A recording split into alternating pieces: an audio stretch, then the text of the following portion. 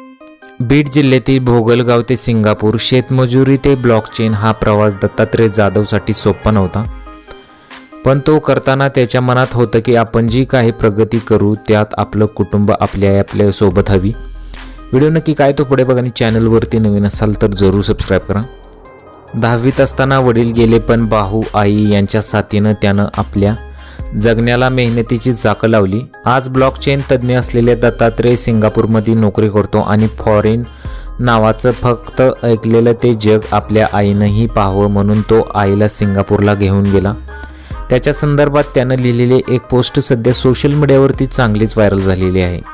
लहानशा खेड्यात आयुष्यभर आईनं कष्ट केलं, तिनं कधी विमान पाहिलं नव्हतं. आता विदेशातील लोकांचं जग ऑफिस पाहून तिच्या नजरेत अभिमान, आनंद आहे. मी सगळ्यांना एकच सांगतो की आपलं नवीन जग विदेश आपल्या पालकांनाही दाखवा, त्यांना होणारा आनंद मोजता येणार नाही. अशी पोस्ट दत्तात्रयने केलेली आहे.